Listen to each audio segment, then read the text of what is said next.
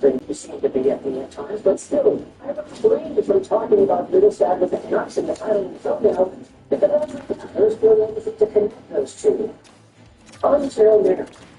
Because now we are diving into Sekeres and Price, and Philly prospects Cam Robinson, who made an appearance on the show in 2017-18. But here is the summary of Cam Robinson's Sekeres and Price show stint, courtesy of our friend Canucks News Summaries on Twitter, who went up there and provided some very interesting updates from Robinson in regards to the Canucks. Now, we can dive into all this stuff in later videos, but I wanted to focus on this right here. Casey Middlestad and Pavel Zacha, both written about here and both talked about by Cam Robinson. Cam thinks that both of these players, either of them, will represent upgrades for the Vancouver Canucks. Robinson thinks that Middlestad has more good skill, while Zacha is the bigger body and plays with more physicality. The price to acquire Middlestad or Zacha will not be shaved pegs on my computer. I mean, we made a video talking about Pavel Zacha and Utah Mammoth. We also made a video a few years ago talking about Zacha and yeah, there it is. That's exactly what we were looking for over here. Zacha, like the last 99, we have made videos about this stuff. The Mammoth video was 2 weeks ago. Okay, great. So it was already discussed on this YouTube channel that Pavel Zacha, Boston Bruins center, would be a target for both Utah and Vancouver. But now, hearing that Casey Middlestad could be in the mix as well, oh boy, I am getting excited. Not necessarily because I think that Middlestad will be everything the Vancouver Canucks need and then some. He was brought in to be 2C in Colorado. He was able to do that for a very limited stint towards the end of 24. But in 24, 25, he just really didn't do that all too well. Sure, you can say that half a point a game, over half a point a game is fine, but there's a little more to be desired out of Casey Middlestad in the Colorado Avalanche system. Also, you have the fact that Ross Colton absolutely exploded the offensive production when nobody thought he would be able to do that. Brock Nelson was brought in. You also had Charlie Coyle that was brought in, so there wasn't really that spot for Middlestad anymore. The Avalanche, of course, are a team that want to remain competitive and want to be in the mix every single year from here on out, while McKinnon is in his prime. So Casey Middlestad just didn't really work out there, and now he's in Boston, and they want to shot him too. I'm thinking of how poetic it would be to have all of this discourse surrounding Pedersen and Middlestad and which prospect was better, the Vancouver Canucks and all that stuff, all those years ago, only to actually get these guys on the same team years and years later. It's like the Dave Velarde thing. Oh, you're thinking about Jonathan Toews, the next Jonathan Toews? Why did you not take that guy? Why did you take Pedersen? Okay, well, now you're in a position where there's another dude. Jack Tobias Pedersen had gone up against the eyes of fans of the Vancouver Canucks. This Pedersen-Middlestad thing was so interesting back in the day. And now, 7 years later, we could see ourselves an opportunity for Vancouver to reunite the two guys. Not because they were ever together in the first place, but because Canucks fans just could not shut up about it. But I guess you could also say that Middlestad and all the hype that he would have was justified. He was very productive in the NCAA and in his opening Buffalo Sabres stint. Not to mention that all junior season that he had, he was so good. It's why he was thrown all the way to the top of the top prospect rankings list anyway. And now, I think we can all comfortably say that Elias Pettersson was the better player for most of their career so far. But Middlestad, if he ends up playing behind Elias Pettersson, that could be a very nice compliment. So with all this in mind, Vancouver reportedly going to call on Casey Middlestad. What do you think the trade price should be for a guy in Boston must get rid of? Let me know in the comments on our page what we usually. It's the Cashflow 99 and why.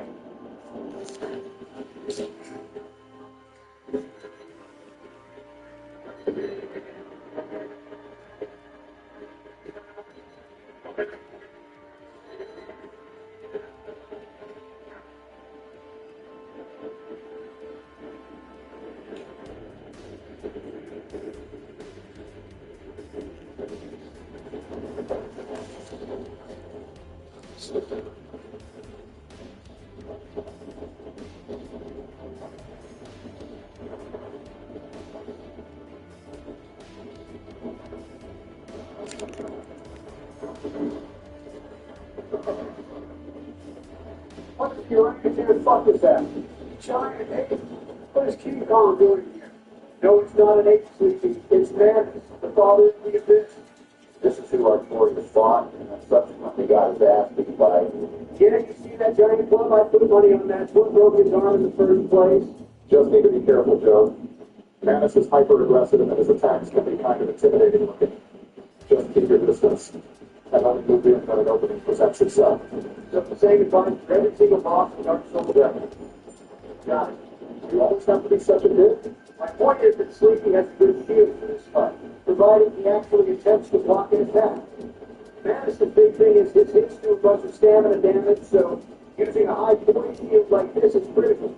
I mean, you can always just dodge and attack too. That's always viable. George, I know you're still trying to figure this, but even you should know by now. Sleepy is the best doctor of attacks. Yeah, I guess dodge and attacks like you dodge felony shows. Oh, fuck off. Most of those charges are getting dropped even if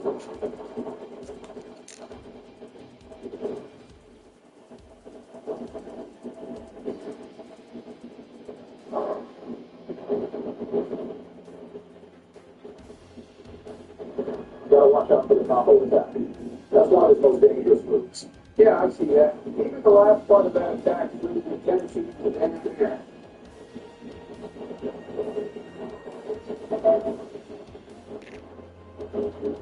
Damn it, for a giant monster, you shouldn't eat still candy.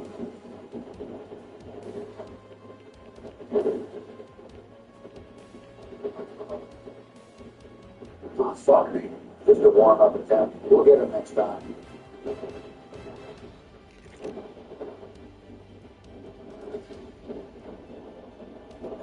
What the hell is he doing? He's casting a dark spell. Watch out. Holy shit, that does a lot of damage. There's secrets to those spells he'll start doing, and the key is the silver pendant.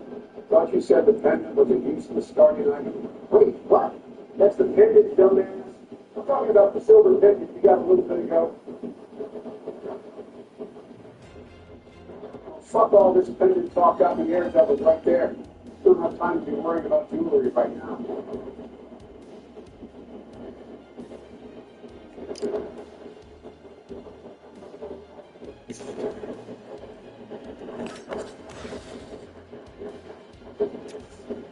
I get such a kick out of the destructible environment in the boss fight. Such a cool detail. What the hell are you doing in this boss fight?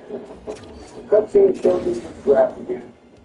So only now that you remember it's the same arm that dragged you into the DLC in the first place. Who called that joke? Yeah, it was Manus who reached out and stole you to the DLC. And if you beat this boss, you'll find out why.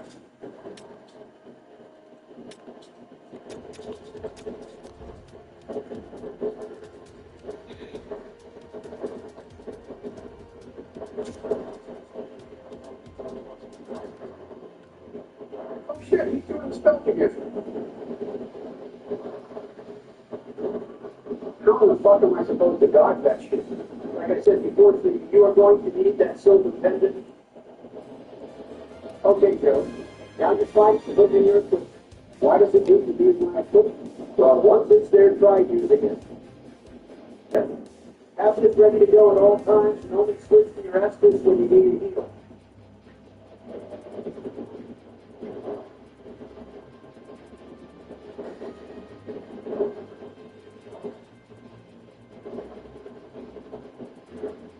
Okay, here comes Sleepy.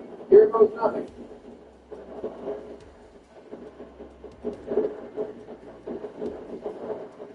Holy shit, it worked! Thank you, Donald. Now, just see if you can lock in here. I got this. I'm fixing to cook. These little bullshit tricks won't work on me anymore.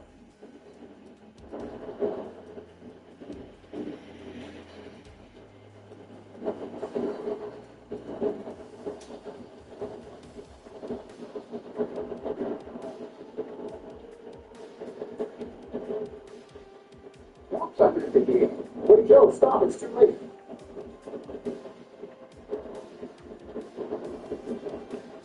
Well, it looks like instead of cooked, it was used. He went back, got cooked. Oh, fuck off, Stuart. I'm kidding. All jokes aside, I would be remiss to beat this boss without using the sign. Yeah, you're right. I was hoping he would have found it on his own.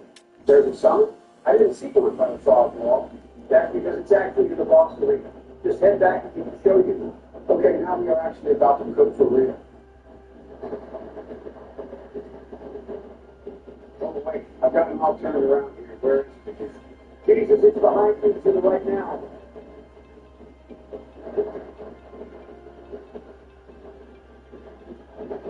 Oh, thank goodness. It just automatically does it. But look at that something. I didn't see it. Just give it a minute. Let's fucking go. Am I seriously about to get the team up to fifth? That's right, Joe. This is probably the best summit of the whole game for the thematics alone. Oh my God, there she is. Don't get her sick of me. Be careful, Joe. The system's cruel. She's still down. Make sure you stay in the fight. Are you kidding? Never in my life have I seen something I've always wanted but never knew until it was shown right in front of me. You know, Joe, you're lucky to have Sip in this fight. She's putting in work. Just look at her slicing and dicing like it's her job. Absolutely. Sip's loyalty to Artorias and now to you is remarkable. She's a symbol of unyielding courage. A little lone wolf fighting the abyss by your side. It's poetic too. Yes, she's like a guardian angel, but with her and a giant sword in her mouth. Can't get more badass than that, folks. I'm just glad she cared so much about me coming up. Sorry to burst your bubble there, Joe, but she's not here because she likes me specifically. She's here to finish what Artorias started. It's bigger than you can. Sip blames Manus for Artorias' death.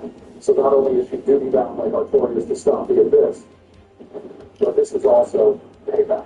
You know, fun fact, Sip's gender is actually ambiguous. Some say male and some say female. Well, couldn't just like, you know, look down and check? What the fuck? No, Joe. The developers wouldn't design dog reproductive organs. Thought you could get it in Red Dead Redemption 2 for the horses. I mean, according to you, liberals, chicks can have dicks and guys can have dicks. Don't start with that shit. But yes, some say Sip is male due to some language translations refers to Sip in the masculine form, and the strategy guide refers to Sip as male. On the other hand, Sip is the name of the Northern goddess of fertility and wife of Thor. But yeah, there is no official gender, and honestly, it doesn't matter. Sip might also be a slight translation of the Arabic word sight, or sight, being sword, which would also make sense.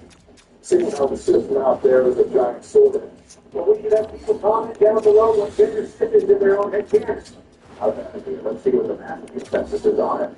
While they comment what kind of progress Sip has, I need to lock in. He's almost dead.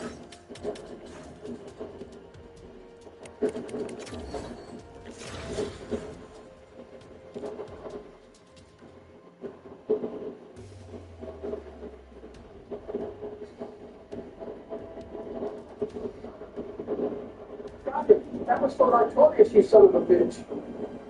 And thank you for being by my side, Sip. I hope you find solace in avenging your master. Congrats, Joe. You defeated Manus, the father of the abyss. So, fun fact, depending on other information, it's due to DLC before fighting Sip. The cutscene changes to where Sip will recognize you before the boss fight begins, showing grief that she must stop you too, because once an ally. So real, why do you do that? Because in order to do the DLC, you have to place the Lord Vessel down. And if you do that before fighting the four kings, you miss out on talking to God. Well, I think it's more important to see it as playthrough. I suppose that makes sense. But let's look at this boss soul. Soul of Manus, father of the abyss.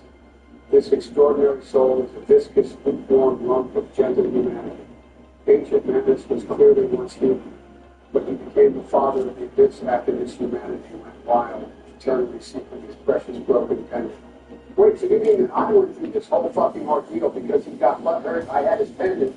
Yeah, and if you notice that there is a human-sized grave over there, and Elizabeth and Chester talk about the primeval man, and if Manus was once there. There is a strong theory that Manus was the furtive pygmy who found the dark soul.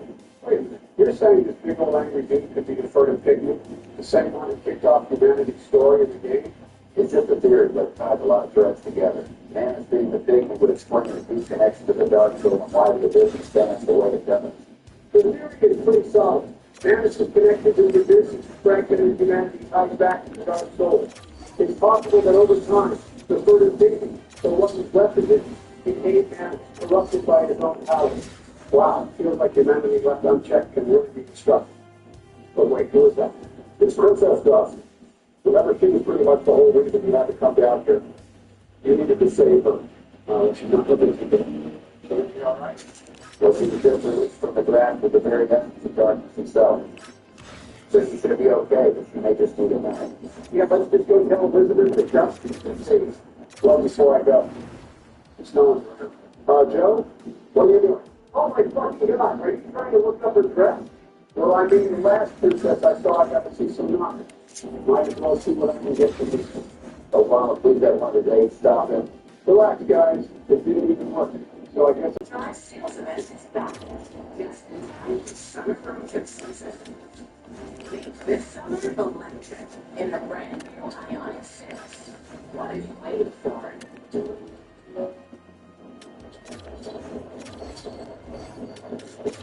Okay.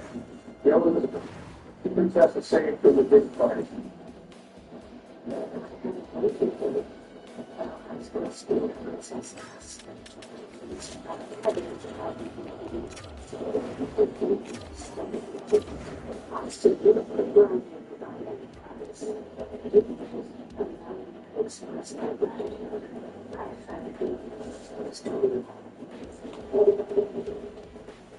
What all I get from her is 3 pieces of her bush, kind of a big reward.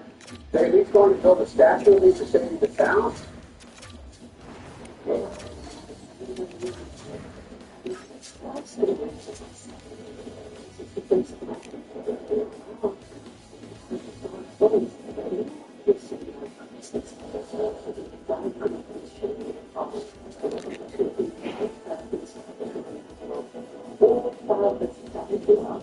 It's for the best, Joe. While the flow of time and boardroom is convoluted, in your timeline, Artorias is the hero, and in order to preserve that history, your actions must be kept hidden from the world. You gotta understand, Joe. It's about branding. Artorias is the big hero of Lucille. His name strikes clear into the abyss. If he starts blabbing about you, some unremarkable undead guy, think that is the legend. No one's gonna rally behind, oh yeah, that one dude with the shield and sword showed up. It's all about marketing. The people of Lucille need a symbol, and Artorias is that symbol, even if the truth is a little more complicated. You have to be the unsung hero, but Elizabeth, the Knights of Gwen, and even the 3 of us will know what you did. That's gotta count for something. Well, I suppose so. I guess we can leave. I think I came into the DLC this way. Oh, what the fuck, man?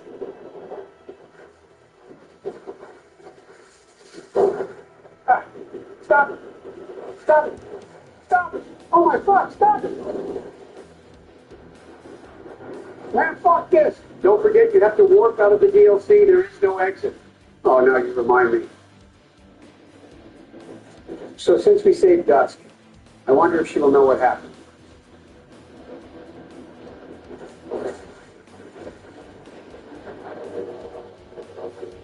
There she is. Hey, Dusk, still hungover from that abyss roofing?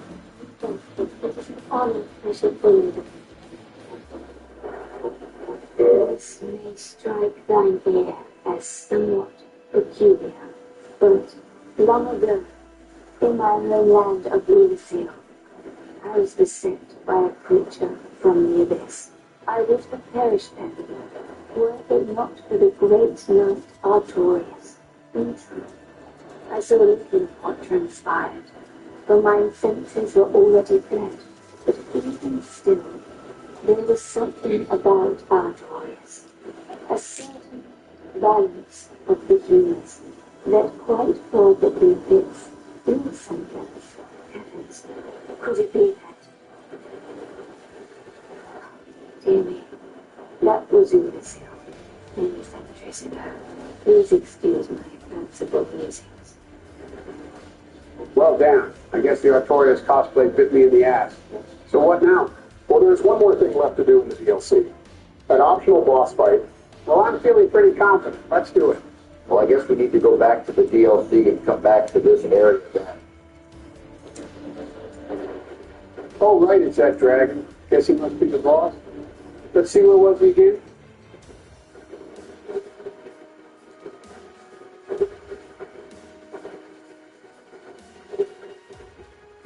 Oh, fuck, there he is with that damn fire breath.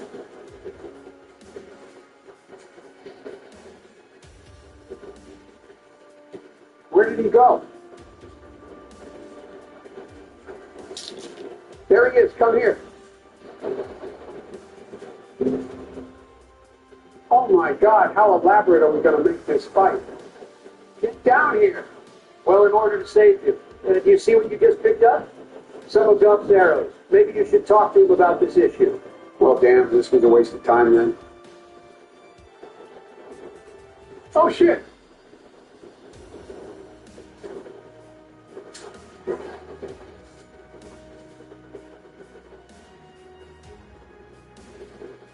So, yeah, we're golfing again.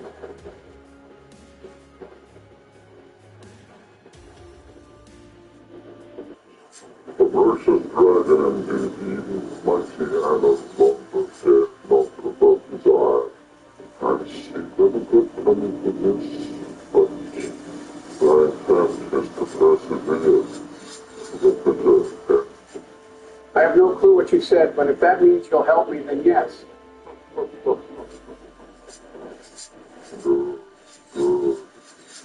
What a dread with all that dash of recklessness.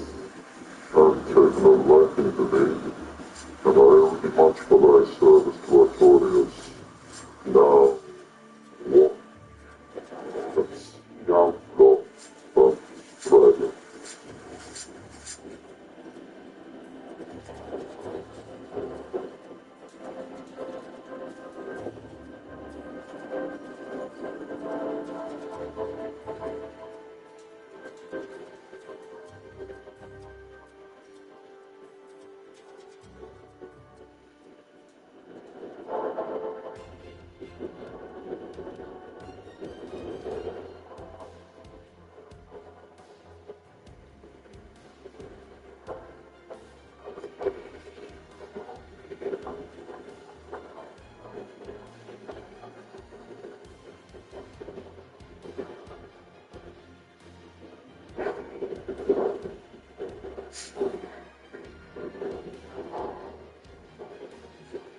Holy shit! He took him down harder than the United Healthcare CEO. And don't forget, he can't see shit. Yes. The sure stop with medicines. That will be branded for good spell. The rest is in thine hands. I await good timing. Dragon slayer. Knight's highest calling. All right, Joe. That should keep Calamite on the ground, making this a fair fight. It's time to take the fight to that honey named Dragon. Okay, Calamite, where you at? There he is. Oh, whoa, he's a lot bigger than I realized. All right, Joe. Focus up. Calamite is no joke. He's fast, hits like a freight train, and has that nasty grab attack. First things first, watch for his telegraph moves. He'll rear back before that fire breath, so stay mobile and dodge to the sides. Joe, ignore that. Listen to me. This fight is about confidence, okay? You have to show Calamite who's boss. Dodge? Sure. But don't spend the whole fight running like a coward. Get in there, smack him on the legs, and when he flies up, that's your cue to reposition and punish his landing. It's basic predator-prey psychology. You've got to be the predator. Wait, hang on. Predator-prey psychology? What am I? A lion now. Donald, don't confuse Joe. Calamite is one of the more challenging bosses of the game. He needs to play it smart. Plus, this is the only true ancient dragon boss fight in the entire game. There's the gaping dragon, but that is more monster than actually a dragon. And of course, there's Seed too, but he is a weird crippled scaleless sex pervert, so I don't think he counts either. Stay away from his front legs. If you're too close, he'll stomp you into the ground. Stick to his sides or behind him. Well, not directly behind him because of that tail swipe. You know what I mean? So what you're saying is, don't be near his legs, tail, or head. What am I supposed to hit? His wings? Just stay mobile, Joe. His moves are powerful but predictable if you're patient. Dodge, wait for your openings, and land a couple of hits. Then back off before he counters. Patience is important, sure, but don't be a turtle, Joe. If you spend the whole fight hiding behind your shin, you're going to run out of stamina and get crushed. Aggression wins battles. All right, I'll be aggressive but patient, or patient but aggressive. I don't know. You guys are giving me mixed signals. Don't overthink it, Joe. Just remember, dodge, hit, and repeat. Oh, I just remembered. If you're feeling brave, you can try to chop off his tail, for that obsidian greatsword. But only if you're feeling really confident. Otherwise, just stick to his sides and whack away. Watch his tail swipes, though. They'll send you flying. Wait, he has a tail weapon? Good call, Bush. Yeah, I completely forgot about that tail weapon. I almost never get it because it's such a pain in the ass. Also, I guess, why is it so hard? Because Calamity only has a few attack openings that actually make it even attemptable to attack his tail in the right place. Plus, you have to have the right weapon to even reach it even when you have a chance. It took me 3 hours to get it the very first time. Yeah, it's not for the faint of heart. So many people who don't want it, ever get it. Well, shoot, I can't be the only guy here who doesn't get it. Let's give it a shot.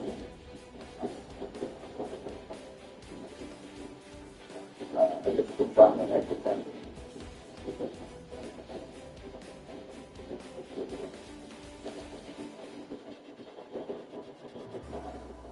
Well, what the fuck happened? He grabbed me?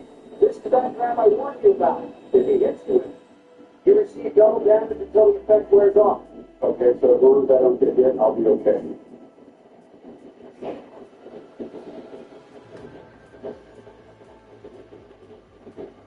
Well, I suppose that's a lot easier said than done.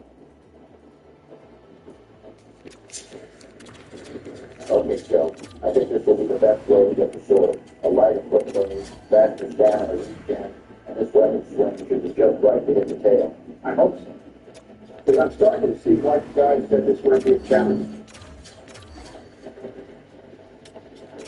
Come on, Bobby. We aren't done until I say we're done.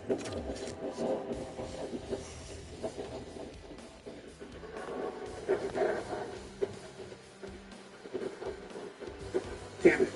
I missed.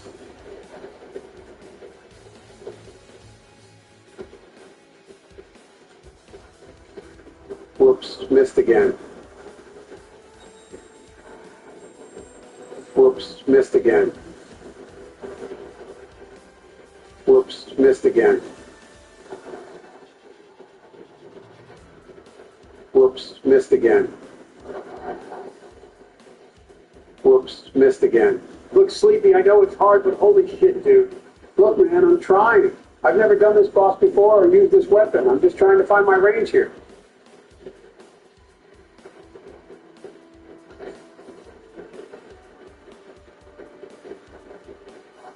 Oh, God damn it.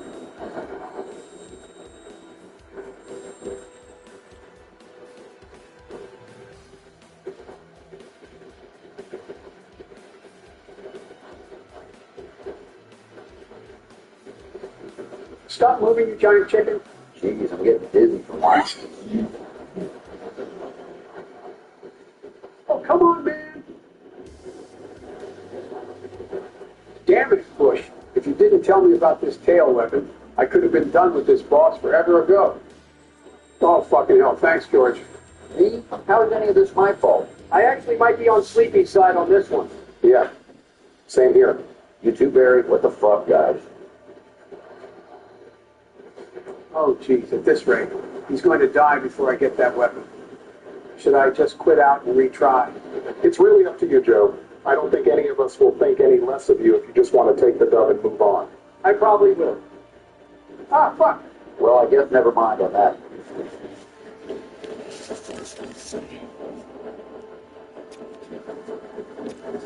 Oh my fuck, if you hit me with this stupid grab again, I'm really about to crash out. All the crash you do is on that bicycle of yours. Trump, I still got the liquid line closed to my medical. Right now. I've been this for over an hour at this point. I apologize for my outfit. Calm down, Joe. I know it's frustrating, but we can keep at this for as long as you like. Of course, I'd like to reiterate that you have our collective blessing to just skip out on the weapon. Yeah, I think at this point, it's a matter of global security. You people losing your shit right now. No, fuck that. At this point, it's a matter of principle. I'm going to get this thing finished.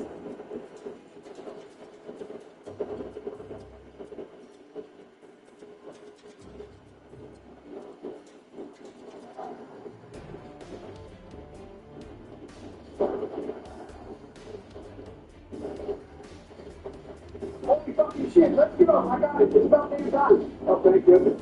World War III is just postponed for another day. I think the whole world just went on the collective side of the league right now.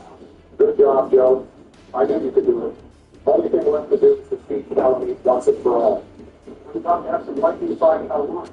Wait, what? I don't get it. The dragon comes with.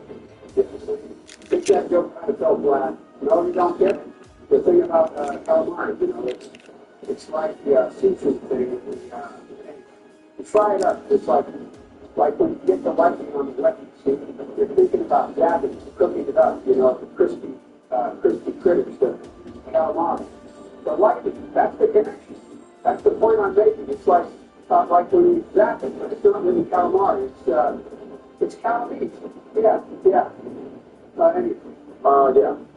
So I'm just going to text your aides to come in and give you some more bets real quick. No time for pills right now. We have a lot of getting here.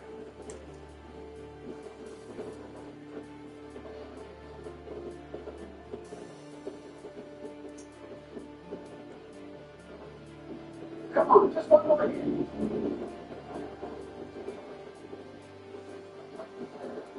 Blackjack can help me down.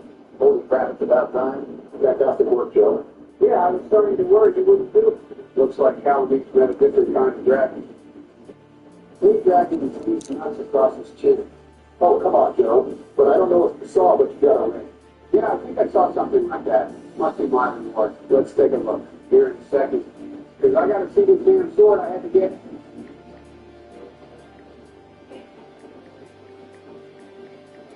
Okay, obsidian greatsword. This great axe, one of the rare dragon weapons, is formed by the tail of the one-eyed black dragon Calamite, the last of the ancient dragons. The mystical power of its obsidian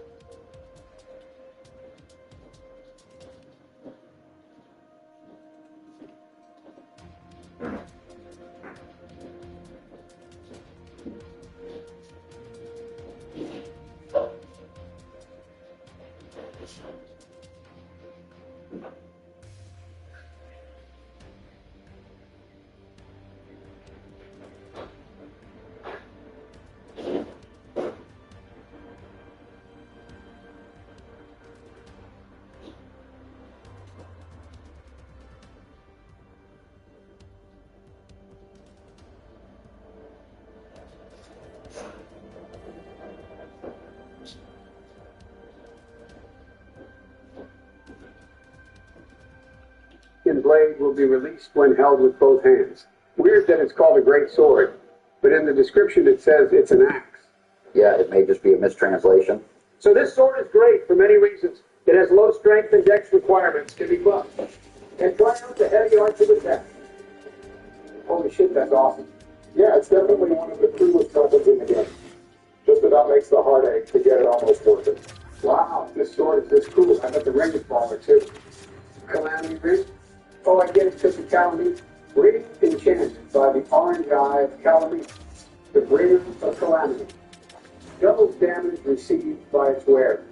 A useless ring befitting of no king. Best left unknown, or at least well hidden. Wait, are you fucking serious? So if you didn't get the tail, all you get for beating the boss is a ring that gives you double damage? What the fuck? Yeah, it is definitely a troll item the devs put in. But the ring does have some merit. Some players put it on for challenge runs. Well, I am not some player. What a load of malarkey. Well, you still got the great sword, so that should count for something. And besides the real reward is fighting the boss, you have to admit this DLC has some of the best bosses in the game. I guess so. So what now? Now you should go tell Goff about your successful dragon hunt. Then I think that should just about wrap up the DLC. Hey Goff, Calamity is defeated. You would be so proud.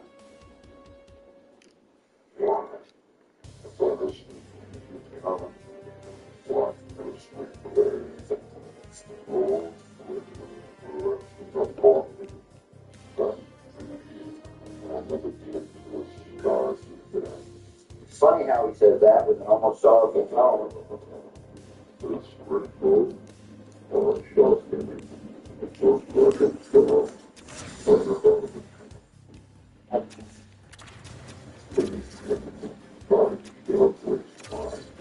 Oh, thanks, I guess. Not sure how I can use this giant thing.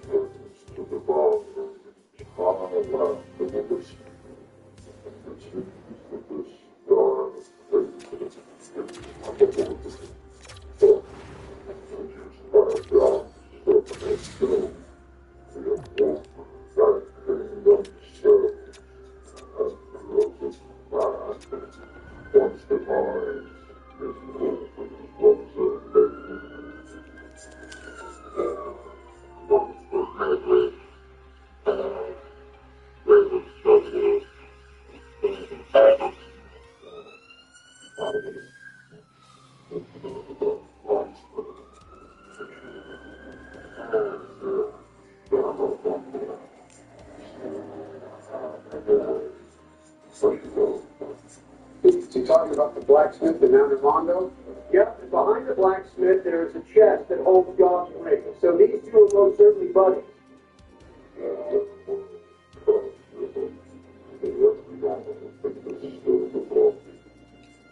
Well, thank you, Goff. And with that, I guess we can put the DLC in the history books, huh? Yeah, I think it's safe to say that just about wraps things up. Well, Bush, I know you were mainly interested in watching Joe play the DLC. But you want to see the rest of this thing through to the end? You kidding? At this point, I just have to. The end is so close I can taste it.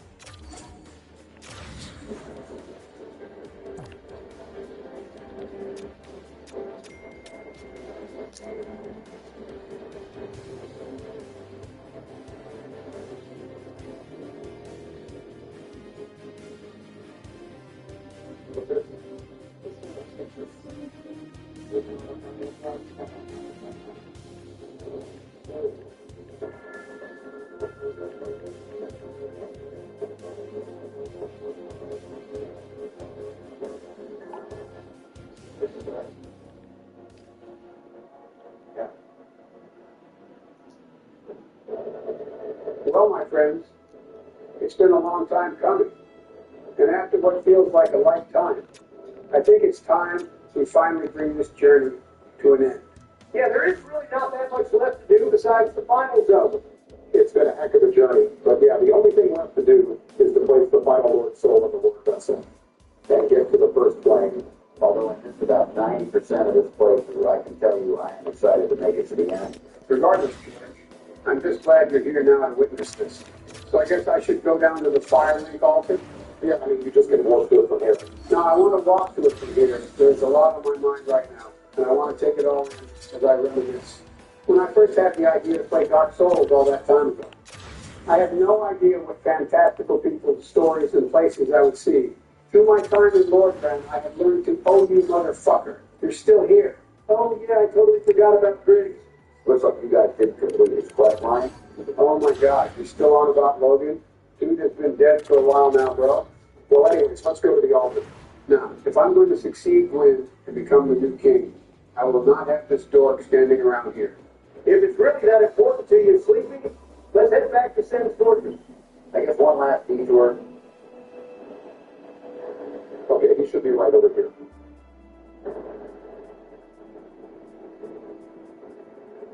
Look at him casting hot on himself, thinking he's hot shit. I can't believe he made it to Sam's Fortress. The only thing this dude did was get locked in a closet and stand next to Logan. He honestly shouldn't have made it past the rat and the aqueduct. Don't you care about the story about happened to him? Not really. It's pretty obvious. He went looking for Logan but got fucked up by Sam's Fortress. I feel nothing for this character. Yeah, I'm just going to let him get a few hits in. Might be good for his hollowed out self-esteem.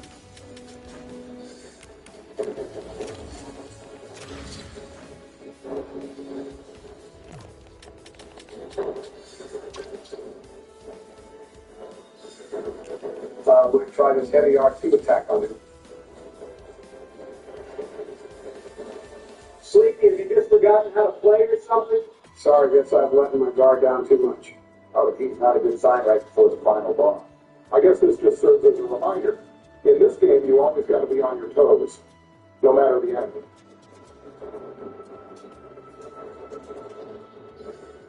And so ends the life of the nerdiest man in all of Lordran.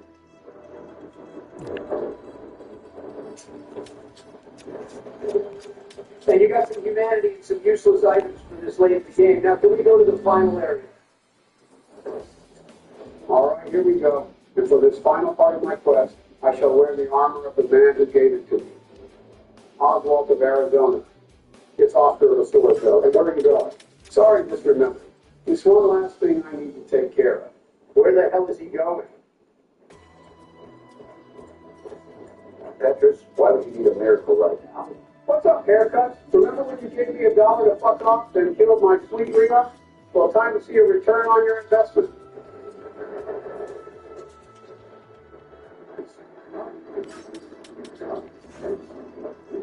Whoops. Looks like you got hit by the unrealized gains tax. You know what? That was completely understandable. If anyone deserved that, it certainly did. Agreed. Now, can we please move on? Yeah, I suppose I put it off for long enough. Okay, everything has led up to this moment. Solaire, Anastasia, Siegmeyer, and yes, even you Patches. I do this for you.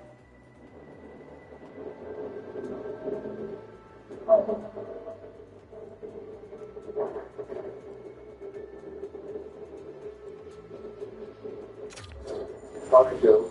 Just got to do what we've done a few times now. Just place the final Lord Soul down, and that should open up the final area. Okay, here goes nothing.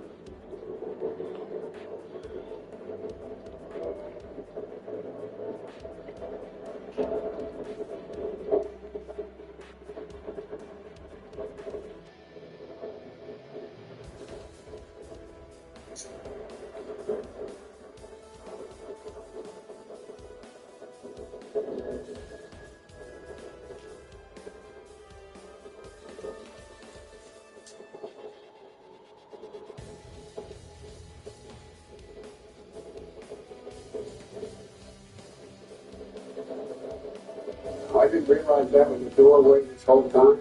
Gosh, it's so bright. Wonder if this is what the AI president's rapture was supposed to be. Yeah, it's almost like you're traveling through space and time to get this staircase. Oh shit, Black Knight? No ghost? No Black Knight ghost. It's alright, Joe, these guys won't hurt you. These are echoes of the knights that went with Lord Gwyn to relink the first flame, his most loyal soldiers. Wow, George was on underneath Firelink Shrine this whole time. This is it, Joe. The place where the first flame was discovered. The source of everything. Life, death, light, and dark. See what you're walking on? That's ash. Meaning this whole place was once just nothing but fire. Puts into perspective just how much the fire has faded. This place is so creepy and beautiful at the same time. Oh shit, of course you assholes would be here. But fortunately for you, I have had lots of practice in the art of the backstab. Yeah, these guys are going to be your final challenge. And unlike their counterparts who fought all throughout the game, these guys do in fact respond. Yeah, they dropped the best weapon upgrading materials outside the slabs and also dropped their weapons. So people usually farm these guys to upgrade all their stuff. I really like these guys being here.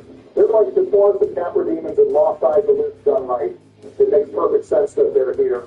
Plus, throughout the game, there are these boogeymen you occasionally run into, but now they're just standard enemies. It really shows how far you as the player have come. Oh, and nice work, Joe. You got what is, in my opinion, one of the best shields, if not the best shield in the entire game. Oh yeah, I think I got it to drop on the Black Knight's Gundead Asylum and ran with it the rest of the game. I think I see another one up ahead.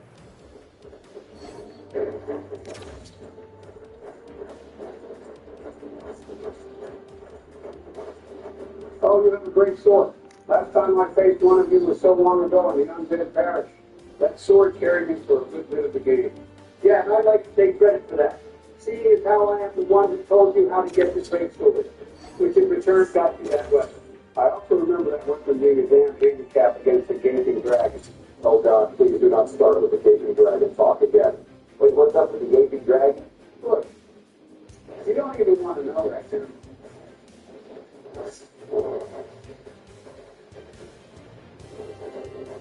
Oh, and I got another one. I guess I can two-fist him now.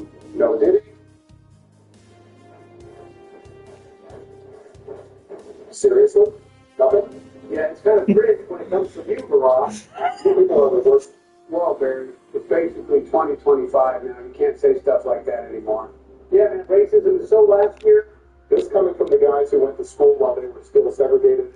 Yeah, so anyways, you'll also see these structures have all these melted stalagmite-looking things all over it. Kind of gives you an idea how hot and powerful the flame once was. Oh shit, you're about to have a Revenge of the Sith-style battle on this bridge thing. One of the best Star Wars movies ever made.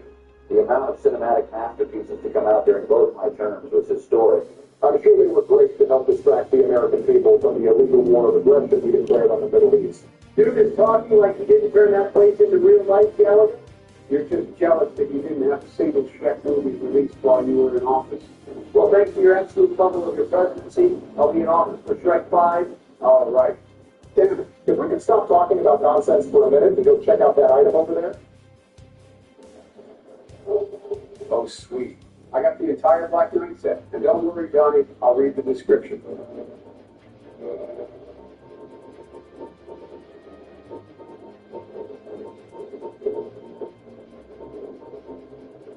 Honor of the Black Knights, who haunt Lordran. The Knights followed Lord Gwyn when he departed the Link of Fire, but they were burned to ashes in the new kindled flames, wandering the world as disembodied spirits ever after. Oh, okay. So this lines up to what you guys have been talking about with them coming to Gwyn and relink the fire.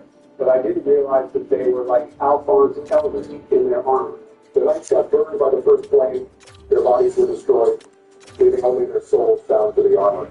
Sad story, really. They're like haunted suits of armor, wandering around, stuck on autopilot. Very tragic, but also very cool looking. Great design. So judging by the lack of summon sign, that means Solaire's dead. Oh God, don't remind me, but how did you know? Well, if you were able to save Solaire from his fate, your big reward is getting him to be a summon for the final boss. Seriously? I was already pissed when Donald and Barry told me there was a way he could be saved, but now I hear that he gets to help me one last time against the final boss. Joe, like we said, most people don't save Solaire on their first playthrough. We wanted to help you beat this game, but keep the experience as close to genuine as we could. You should know by now that in Dark Souls, the highs are high as the lows are low. Keeping your first time through the game as authentic as possible. possible help keep those moments special. I guess someone just wish my son, bro, could be here with me. I'm sure he's here in spirit. One thing that's really cool when you think about it is if you say he's the only person besides you to make it all the way to the kiln. From meeting you to Anne Orlando to reaching the kiln, it shows just how tough he really is. A big dummy, but a strong one at that. That's for sure.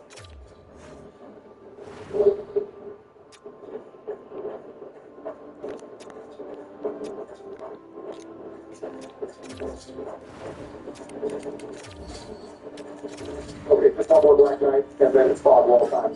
Ah, yes, the knight with the halberd. Just like the one that Biden cheated in order to get the Black Knight halberd. Once again, you killed us, you bitch. It must have been pretty lucky. There are a few playthroughs I've done where I couldn't get a single Black Knight item to drop until I got here. Yeah, that's one thing I don't miss about this game. Having non-respawnable enemies that have a very minor chance to drop their items can be pretty frustrating. I mean, you can only bother to take Summit on PC, but yet it's pretty annoying. And with that, the final Black Knight is defeated. All right, Joe, this is it. Everything you've done, every boss fight, death, and victory has led up to this final encounter. Only one thing stands between you and the first flame. And it's behind this fog wall. The final test. The final challenge. Beat this and you've done it. Thank you for being here with me, boys. Now let's do this.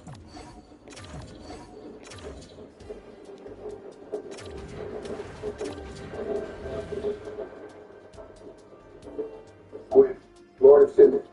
Wait, Gwyn? Thought he was the Lord of Sunlight? He once was, but much like humans, this once mighty god is a hollow version of his former self. I thought only Curtis Hugh was so hollow. Yes, in the conventional sense that you're thinking. We can talk about what happens to the god of sunlight in a minute. You first got to defeat him to complete your destiny. Oh man, this music's so beautiful, but so sad. Good old Gwyn, Gwyn Plum. This fight can be somewhat hard or easy, depending on how you play it. Gwyn is hyper-aggressive. Yeah, he's almost waiting for you to take a sip of your emphasis so he can punish you. But at the same time, most of his attacks have huge windups, so you can dodge or parry almost everything. It doesn't really matter. Sleepy sucks to dodge, and I can only imagine what a nightmare his trying to parry would be. God damn it, you didn't tell me about the grab. It's okay, Joe. We'll get him next time.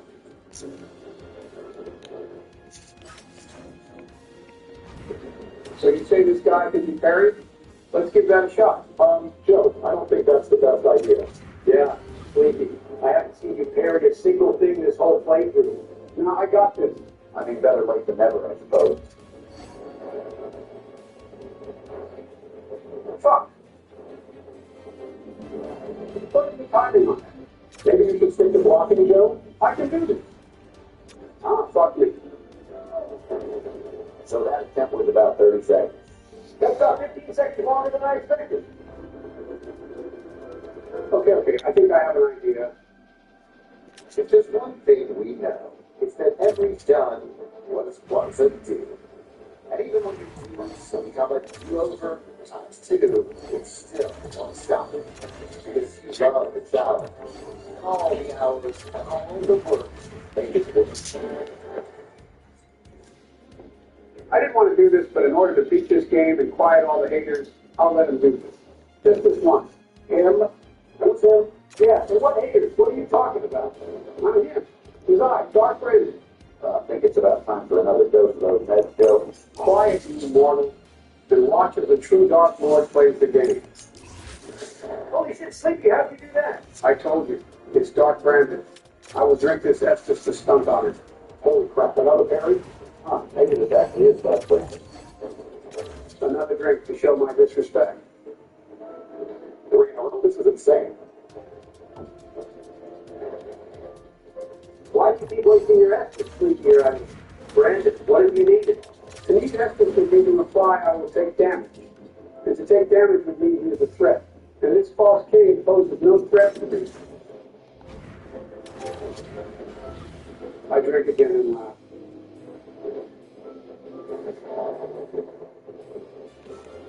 This is both impressive and terrifying.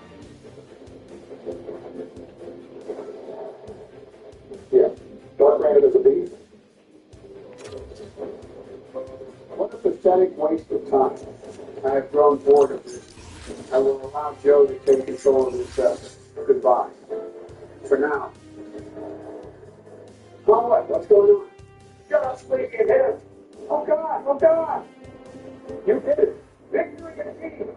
You did it. You crazy son of a bitch. You did it. I did. Oh, I mean, yes. I did. I beat Dark Soul.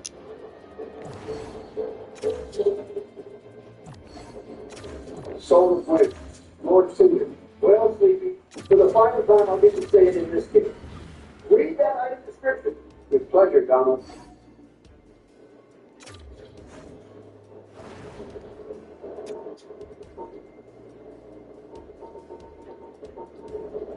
Soul of Wind, Lord of Sunlight and Cinder, who linked the first flame.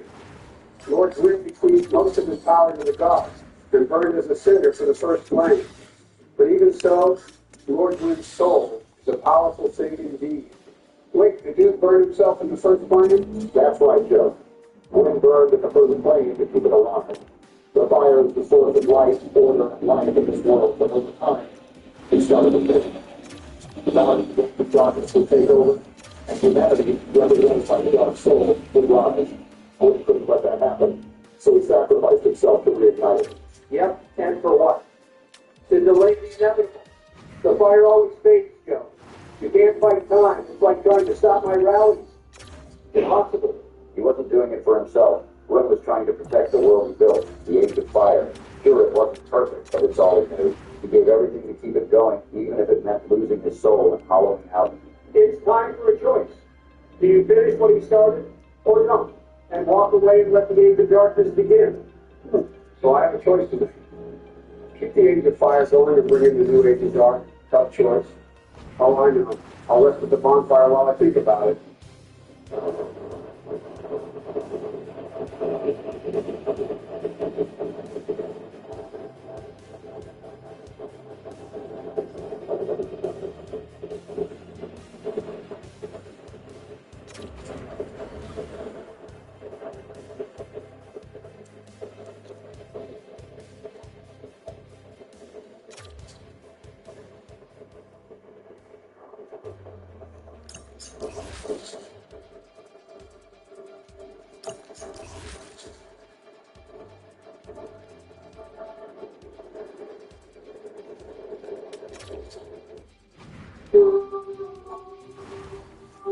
What the fuck just happened? Well, that was the bonfire, Joe. That was the first flame. And you linked it. That's what linking it means. Parents said I was supposed to succeed Gritty. Thought that meant like becoming the new king. No. In reality, this was all just an elaborate ploy to keep up the next log for the fire. Yep. You go around killing and collecting powerful souls in order to make your own soul strong. And if by doing so you make excellent inlays to prolong the age of fire.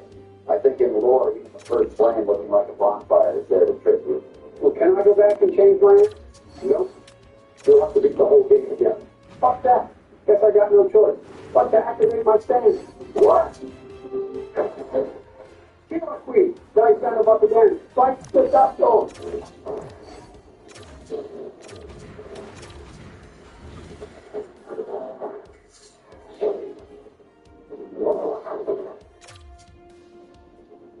What the fuck just happened? I think I'm gonna be safe. Maybe next time. Give us a warning before you do something like that. Sorry, gentlemen. But now let's try that again.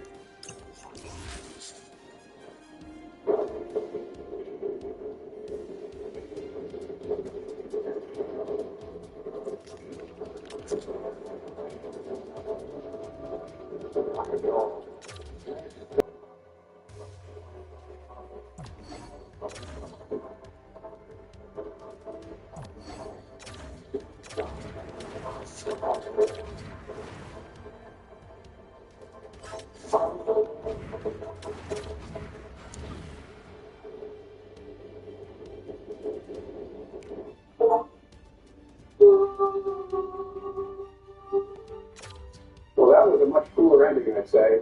And that was way more Serpent Men. And did you notice how it was not only Cap, but Brant as well? Looks like in this ending, Brant recognizes the new status quo. Exactly. Joe, be the Dark Lord. Why change yourself to someone else's broken system? The Age of Fire is overrated, like bad government bureaucracy. The Age of Dark? That's freedom, Joe. It's the human age, your age. You walk away a king, not a pawn in some undead bonfire scheme. Hold your horses, Donald. The age of fire is just about putting soldiers. It's about keeping the chaos and destruction of the dark at bay. Humanity might rise in the age of dark, but it's not going to be a utopia. Remember Blue Seal and Blue Rondo? What's to say we don't have more of that in this new age of dark? Yeah, I didn't think about that. Did I make the wrong choice? Both endings are bittersweet. Blinking of fire is a selfless act, but it perpetuates a flawed system. The Dark Lord ending is empowering for humanity, but it comes with uncertainty. There's no right or wrong answer, just what you believe in. I personally prefer the Dark Lord ending for two reasons. First, as the intro states, one day the fire will fade and only dark will remain. So, regardless of your actions, the age of dark will eventually come to pass. Exactly. So might as well be in charge when that day comes, I say. Shut up, Donald. The second, and what I think is the more important reason, is to think about all the people you met on this journey. Solaire, Reed, Siegmeyer, Logan, and so on. Their lives and deaths should mean something. But by perpetuating this cycle of light and dark, they are just cogs in a machine. By you becoming the Dark Lord, their lives and deaths meant something. It was all to get you to change everything. Very poetic there, and unfortunately the sequel kind of put a damper on that, considering how we see these ages of life just repeating over and over again. Yeah, it's kind of a shame that this virtually perfect story gets somewhat tainted by its successors. But I still like to think of Dark Souls 1 as its own separate story, regardless of what they did in 2 and 3. Kind of hard to ignore 12 video games in this trilogy, but I see where you're coming from. Regardless of the ending you choose, both showcase people's resolve and determination to overcome anything in their way, all for a chance at something better. Truly the indomitable human spirit. Wise words coming from you, Donald. Yeah, I think I want to just sit for a minute and take it all in and reflect on this amazing journey we went on. Go ahead, Joe. Take some lunch. You run it.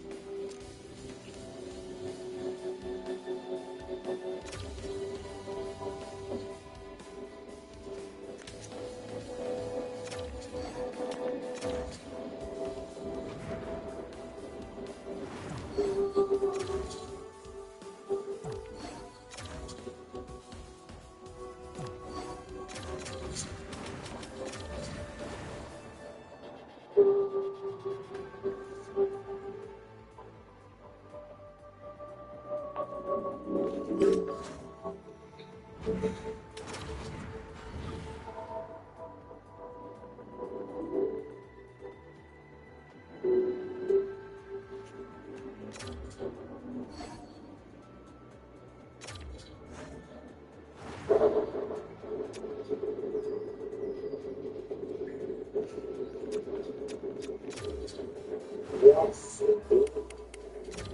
The dark side brings the undead.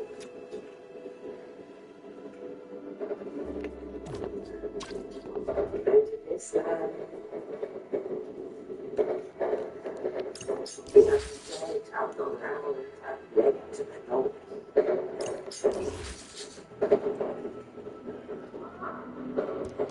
I do have love something.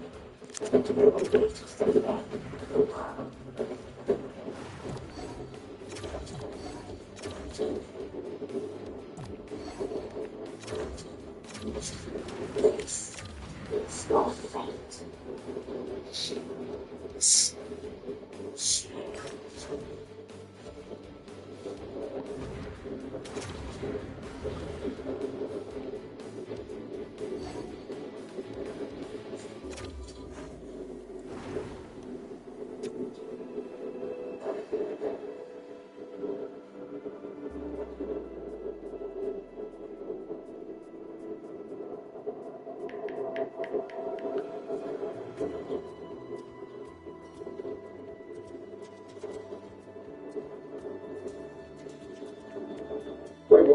this the beginning of the game? Been a long time since we were back here. This is New Game Plus. From here you can replay the game with all your new weapons, armor, and levels, but enemies are slightly tougher. But I think we can finally put this game to bed. Yeah, no sense in the New Game Plus run. At least not now. Well, I guess I'm going to rule the land as the Dark Lord. Thank you for taking me on this journey, you guys. It was a lot of fun getting to see someone experience it for the first time. Even I can admit that even through the horrible gameplay, it was pretty entertaining. Yeah, next time don't wait so long to invite me to these things. We'll try to remember that for next time. Thank you all for watching. It was a ton of fun, and we can't wait to do it again. Yep, make no mistake, this is all new again. Goodbye, guys.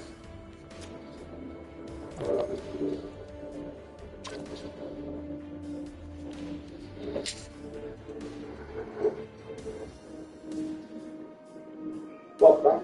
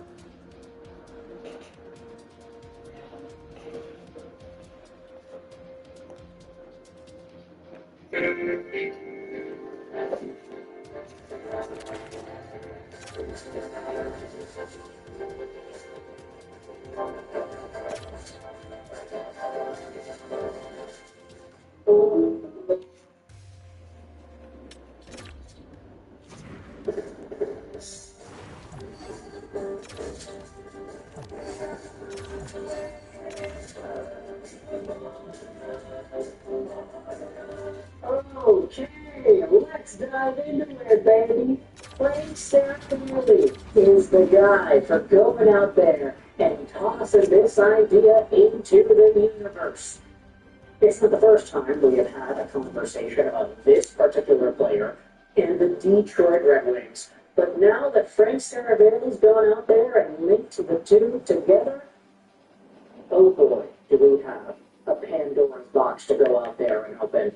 Let's head over to the 2026 NHL free agency class and dive into this very particular Michigander and ask whether or not he could be heading over to the Detroit Red Wings. So, of course, you already know from the title, the thumbnail, and the video, assuming you're watching it on your screen, today we're talking about Kyle Connor of the Winnipeg Jets. 28 years old, from Clinton Township, Michigan, USA, 6'1", 183, a left-handed left-wing guy, signed until the end of this upcoming season, making $7.14 million a year. Here's the thing about Kyle Connor. He signed this contract all the way back in 2019. It was a 7-year deal, and the guy has been eligible to sign another extension since July 1st this year. At the time of recording this audio, he still hasn't done that, and I'm going to assume that he hasn't done that too. Like the odds that Kyle Connor ends up pulling in Nikolai Ehlers and then just leaving in free agency, that actually does exist here too. Which is why we're diving into it. This guy, should he actually hit free agency, would be a massive target, considering the fact that last year he had 97 points in 82 games, a career high in terms of points, goals, and assists. Actually, no, not goals. He had 47 goals in 21-22. This year he only had 41. Still a great season by all means, but a career high in assists totally put him on the map. In the playoffs, Kyle Connor had 17 points in 13 games played. Only 1 point for Team USA for Four Nations. It's disappointing, but then again, there were a lot of guys in the Four Nations who didn't really produce all too much compared to their regular league play. But Kyle Connor has had multiple 70-point years, 90-point years, 80-point years. He had 61 points the previous season in 23-24, but he only played 65 games. Still scored 34 goals, though.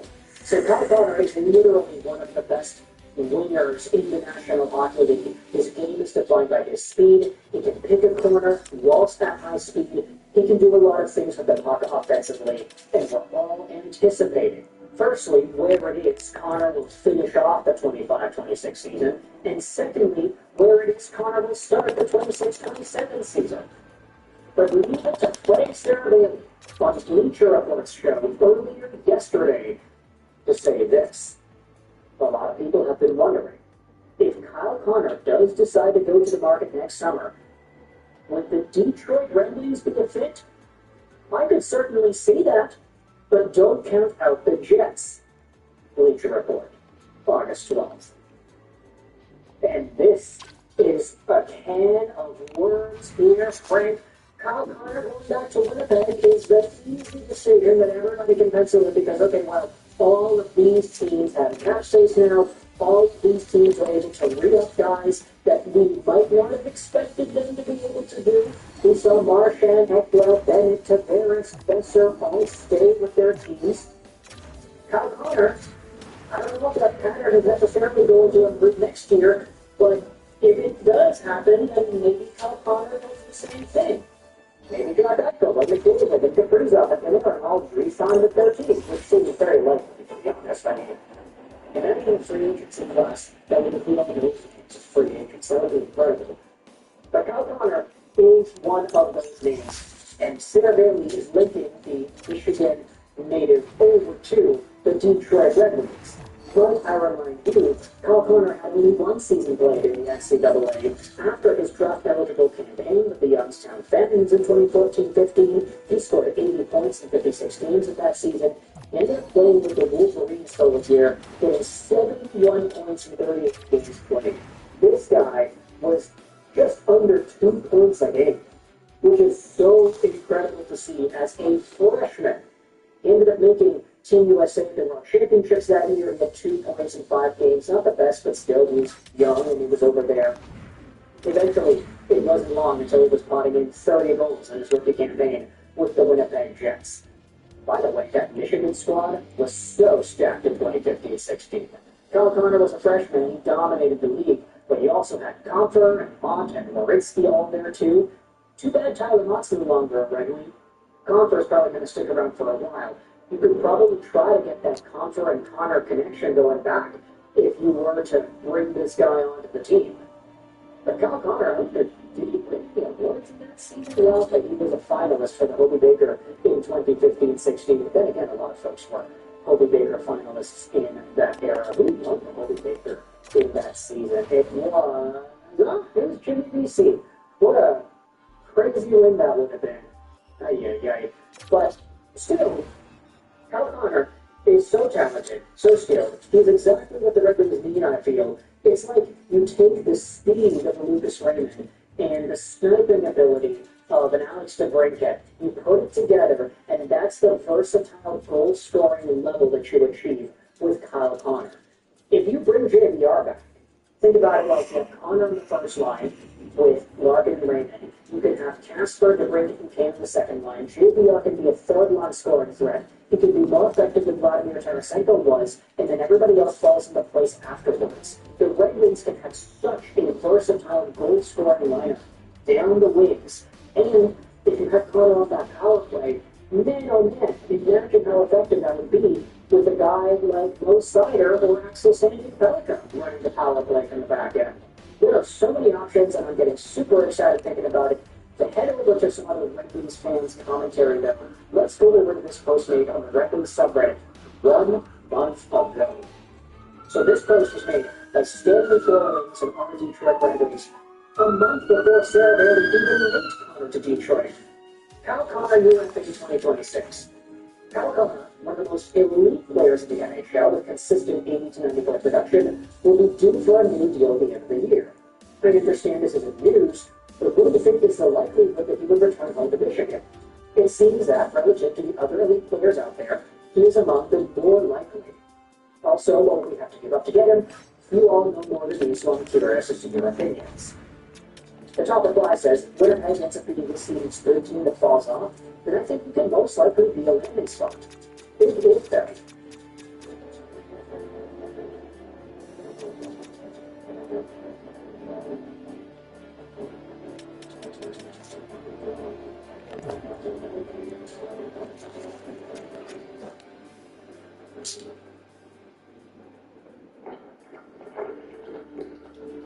Seattle's fast rescue couple times is critically proven to fight over deep place. The Jets will do everything they can to try and keep him. After losing Nikolai Ehlers, they'll throw the bag at Connor, but I hope that the Red Wings can somehow get him too. Almost no chance the Jets still tie him down ahead of free agency. I feel for Winnipeg, if they get off to a start, they likely have to trade him, and if they are playoff bound again, then they lose him for nothing like Ehlers. Tough spot. That being said, Connor is borderline a superstar, and I paid over the odds for him. Similar money-wise to Marner. Now, Marner, the same amount of money as Marner? Okay, you know what, actually, that's not that bad of a take. Marner has had one 100-point season, although he probably should have had a lot more based off of the point-per-game basis. Now, Connor, on the other hand, has been pretty stable in that 80 to 90-point range for most of the seasons he's played recently, so I do actually get it. You know, it's not that bad of a take, as I think about it. Larkin needs to do some selling at the Olympics. Yeah, 2 Michigan Wolverines going out there and saying, hey, you should come over to Detroit. You like it here, right? You like it in Michigan, right? You're from Michigan, right? Please play for the Red Wings, right? That would be expert level captaincy from Dylan Larkin over there. There are a bunch of folks going out there and saying that Connor will not be available in free agency, which remains to be seen. And I get it. The guy can sign a contract literally tomorrow. By the time this video is uploaded, there could be a new deal already in place, and this entire commentary is going to be for nothing. But, because it's the dog days of the offseason, because Sarah Bailey went out there and linked one of the top free agents to be next summer to Detroit, I wanted to dive into it here first, folks. So, let me know your thoughts in the comment section below about the idea of Kyle Connor heading over to Motown, heading back over to Michigan. Is this a... So, as promised in our video the other day, we need to dive into the Magic Man. The last video spoke about Pavel Datsyuk and his commentary on Montreal Canadiens young star Ivan Demidov and Leon Draisaitl. But in this video, we are taking things back to the local Detroit beat, because because this article by Sergey Demidov on RJ.org on August 11th dives into some gold. Pavel Datsyuk, Detroit discourse. This is all prior to Datsyuk's hosting of the Magic game in Yekaterinburg, which will feature NHL stars like Kovalchuk, Kaprizov, and Fedorov. This is, of course, the same article that we looked at the other day, except we're going to be focusing on the Detroit stuff rather than the McDavid, Draisaitl, and Demidov stuff. I thought that this was as bold of a claim as you can get, that it deserves its own video. So let's go out there and talk about some of these takeaways on the article, which will be linked in the description, by the way. Pavel Datsyuk believes that Detroit's rebuild is taking longer due to their long run of dominance, but he predicts a conference final berth by 2026. Okay, that's a lot. That's really, really bold, Pavel. I mean, the guy was a bold hockey player, probably the player with the best hands the NHL has ever seen. But let's dive into this over here. The Red Wings lack standout leaders. Okay, that's definitely a way to start things out here. In the summer of 2024, Pavel Datsyuk returned to the Red Wings, the club he had starred for from 2001 to 2016, attending their development camp. It was an interesting experience for me, and I hope for them too, he says. Detroit, once the NHL's model franchise with 25 straight playoff appearances and Stanley Cups in 97, 98, 02, and 08, remains in a drawn-up rebuild. They missed the postseason again in 24-25, their ninth straight absence, despite late-season wins over playoff teams like New Jersey. They come with a leg run in. Alexander goes the elbow. Wasn't there the elbow with allergies and drowsy and Anderson? Yeah, like that. Young stars Lucas Raymond and Moritz Seider give hope, but the climb back is steep. The Red Wings were at the top for a long time, winning so many titles, so it's understandable that their rebuild is taking more time than usual, Datsyuk explains. They say a rebuild takes about 7 years, but since Detroit was so high up, the road back to the top takes even longer. Now, really? First line. Plus, perhaps what the team lacks is standard. Second line. Oh my god. I think I have a blockbuster trade in mind with Washington here. Some never mature at all. Staying teenagers forever. Now, this is a really interesting perspective. I get that it's really like, old man yells at a cloud type of energy from Pavel Datsyuk, but it's an interesting way to think about NHL players and stars. I don't know if it's because I'm super young and I was born in 2000, so I didn't see a lot of the primes of a lot of these guys from yesteryear, but when you think about 20 years ago, you think about 30 years ago, you think about the guys who are at the top of the NHL, leaders like Peter Forsberg and Sakic and Steve Yzerman. These guys were, just the aura surrounding these guys was so incredible. And that's not to dismiss the aura and the feeling that you get out of guys like McDavid or people of local the Detroit, Dylan Larkin nowadays. But I think it's an interesting perspective that, the NHL is lacking standout leaders at this time. Applying to hockey in general, players are maturing slowly and some never mature at all. Some players stay teenagers forever. I don't know about you, but when I read this, I was kind of thinking of Trevor Zegras. I don't know why. That is a total unrelated thought that I just wanted to share out there with y'all of this video commentary. But do you agree with this? Do you think that the Red Wings lack standout leaders? I guess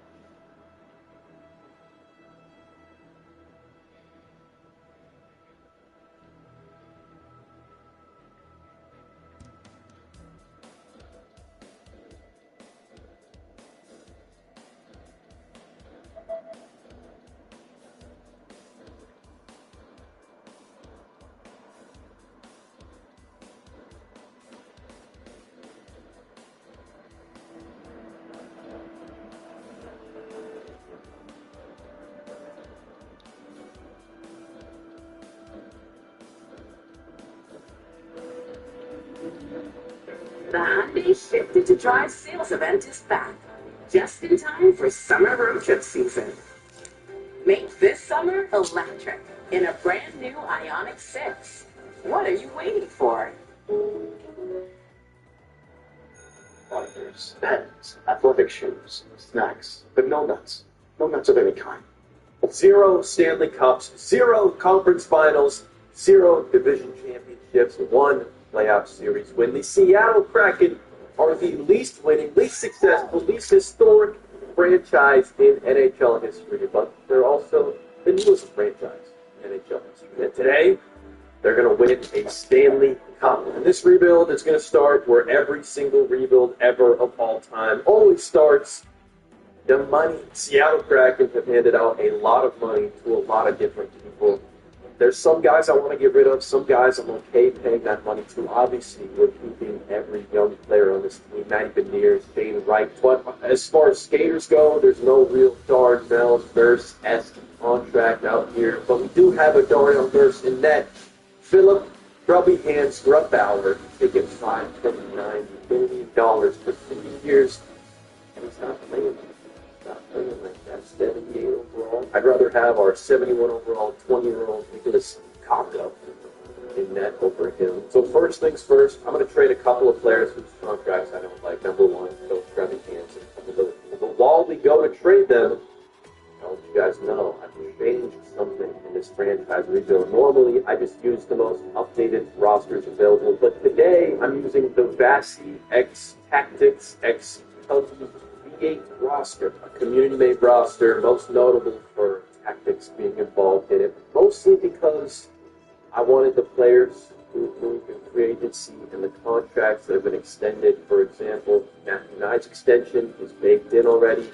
Mitch Marner is now on the Vegas Knights in this roster, but also they've changed a lot of other things. Most notably, they've changed a lot of potentials. There's a couple of new lows, top 6 highs, 4 D highs. I think it'll be interesting to play with the new roster. Let me know what you guys think.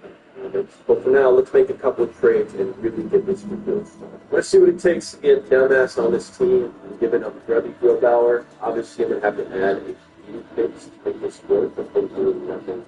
2 fourths, a 6th, and a 7th is enough. That'll free up a good bit of cap space for us. I'm going to pick up Will Cooley and a 3rd rounder for Adam Larson, and then Philip Tomasino for Alexiak. For now, those are going to be the only moves I make. Honestly, there's not too much trading, too much change I want to do. I kind of want to run some things out, pick up some prospects, develop some talent. I don't think Seattle's in that bad of a spot already. Heading into our first season, these are the lines we've got, and for the most part, if you're over the age of 25, you're kind of getting screwed out on minutes. All these older guys are getting down to the bottom lines. But that's because we have a little bit of young talent, and I kind of want a higher draft pick this first go-around, except, of course, for Jared McCain. I do think if any of the old guard is going to stick around for a while, it will be Jared McCain, and on defense, Brandon Montour and Vince Miller are very nice pieces to have. Hopefully they can stick around and contribute to our championship time, but that won't be for a while. In that, we got Joey on the down, and the backup is 75 overall Matt Murray. So expectations aren't too high, but it's a pretty good start. Even though I said I kind of wanted a high draft pick, we are starting the season very strong, 5-1-1 but that didn't last for very long. We're now getting our asses kicked. We've lost a lot of games. We're now 9-11. Never forget. Rounding out these final games, we are kind of in the spot that we really don't want to be in. I've said this in most of my franchise videos, but if you are an NHL team, you're a general manager, you either want to be the best team in the league or the worst team in the league. We're somewhere in the middle, not bad enough to get the top prospects, not good enough to compete into the playoffs. And it is just hell. This is just the worst place to be. But we do have young prospects on our team, so it's not like we're stuck here. We do have a way out. Overall, the season was not great. 54 points, our point leader, Jared McCain, is not what you want to see. We did have some young guys putting in work. Matty Beniers with 53 and Shane Wright with 54. Along with some huge contributors on defense. Brandon Montour had 50 and Vince Dunn had 53. Not bad. I'm assuming there was some struggles in that. There wasn't at all. Ford played 70 games. That's kind of nuts. had pretty good save percentage and goals against average to go along with it, as well as Matt Murray, despite being a 75 overall. The Chevy Equinox is more than an SUV. It's your cool down. You have arrived. Your surprise for mom. And a weekend escape. It's your Equinox with everything in one screen. Chevrolet. Together, let's drive. These days, the best night out happens when you decide to stay in. Start building your dream backyard at Belmont. Some nice stats. I don't know if that's because they played well or because legitimately we had so many two-way forwards, and this might just be a pretty solid defensive team. Magnaneers did lose his abilities, but he's up to an 87. Shane Wright's an 84. Both of them are two-way centers, and they're going to be the centers of the future of this franchise. So we should have a solid defensive team going forward. We just need to put some offensive firepower on the wings. However, they did change one thing in this roster. Kamo Kakko is usually a power forward, which would help with the offensive output, but here he's a two-way forward. But another big reason that I changed rosters is because of the draft. After you do a certain amount of franchises with the same roster, you kind of learn, especially in the first year, what every single player is, what the goated picks are, what the steals are. Zach Warren, you know, picking him every single franchise, it's kind of rewarding. He's a steal, but it gets a little boring. So a big reason I changed rosters is just to introduce a little bit of spice into that first year draft. And there is some spice. Reed Arneson is just a computer-generated guy, but Matthew Schaefer is now an elite high. Michael Eason's the second overall rated guy. If we have this computer-generated guy in here. James Haggins is in here, and according to them, he's got a goal ability already and 4 Ray abilities. I don't know if that's real, if the scouts are lying to me, but that would be a nuts. Now, the Colorado Avalanche are the Stanley Cup champions. Of course, the cap is going up. And the Seattle Kraken get the 6th overall pick. Pittsburgh moves up from 11 to 2. I think if we can't pick up James Haggins, that might be my go-to guy. Although Reed Arneson, the scouts finally finished up. He's a franchise medium player. Similar style to Victor. I do think these guys look elite, and trading up would be kind of fun, but I don't need a two-way defenseman. I need a clear offensive defenseman. I'm pretty sure Vince Dunn and Brandon Montour are both two-way defensemen. For the NHL entry draft, Haggins is my go-to. We might have to trade up a little bit to get him. Right now. He's ranked at number 4. I'm going to simulate to pick 4, and if he's still on the board, I'm going to take him. If he's not, I think this has so many abilities. I don't know how much I can trust these scouts and the abilities they give me these players, but sometimes they do. Arneson is an 80 overall. Vapor's an 80 now. Usually he's at the 75. Misa's a 79 now. I'm going to see what it takes to trade up 2 picks and try and get James Haggins. If I could dump a little bit of money right now as well, that would be kind of bang, but I don't know if the Sharks would really go for that. Honestly, I might give up Mason Marchment. I know he's new on the team, but I don't think he's going to develop anymore, and I don't know if he's going to want a huge salary cut. Might just make more sense to move on. If we do a little bit more, and that's a lower picks, hopefully this will be the second one. I do have quite a few other picks with, and a 3rd and a 5th is all it takes. We're picking up James Haggins, a playmaker. He's going to play wing. We've got our two-way centers already. He's a 78 overall. I think I'm going to start him first line right away. Just commit to some young guys. Our next pick is pick 40, and we do kind of need a goalie. I don't know if they've changed goalie prospects at all. Ravensburg, I know for sure, is elite medium in the normal rosters. I don't know about Ivankovic. It says he could be elite high. Let's stick with Joshua Ravensburg. They do still have him as elite medium in this roster. I wasn't up to 72 overall. It's a lot lower than the normal roster. It's been like 3 hours since last cut. I got a little busy. I had some things to do, but let me catch you guys up to speed. The draft went pretty well. The only noticeable pickup that you guys missed was this elite low Kotkaniemi. Picked him up in the late rounds. We'll see if he helps out the team in the future. He might not. We might never see him again. After that, I re-signed basically everybody. Went through free agency. Not many moves made, but of course, we drafted Haggins in the first round.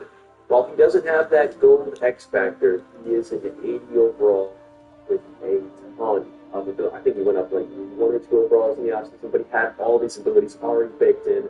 I've got him on that first line with Beniers and McCain. I also re-signed Capo Paco, who was looking for 2 years, $2 million. I gave him 6 years, $3.5 million. This could end up being a steal, but if at the end of those 3 years it doesn't look like it's worth it, I'm a trade his ass. Other than that, Tomasino's kind of getting rejected now that I have Hagens in here in his old spot. And on defense, I looked around. I'm pretty sure the normal rosters, I'm almost confident Brandon Montour is a 2-way defenseman in the normal rosters. Here, he's an offensive defenseman. I think that's something that was changed in this roster. I could be wrong about that, but earlier I said I wanted a premier offensive defenseman, and well, we kind of already have one with Montour. Other than that, nothing else has happened besides I re-signed for next year a couple of our old vets who are, honestly, all of them are taking pay cuts, so I'm bringing them all back. But it's time we jump into the second season of the Seattle Kraken. While this season simulates, did you know the subscribe button is absolutely free? I'm trying to hit 9,000 subscribers before September 11th. Hey, don't forget, never forget, always remember, before September 11th, we're going to hit 9,000 subscribers. This team is... I got set up in minutes and have been keeping their streaming and gaming flawless ever since. And they never think about me at all. But it's fine. I'm fine. It's cool.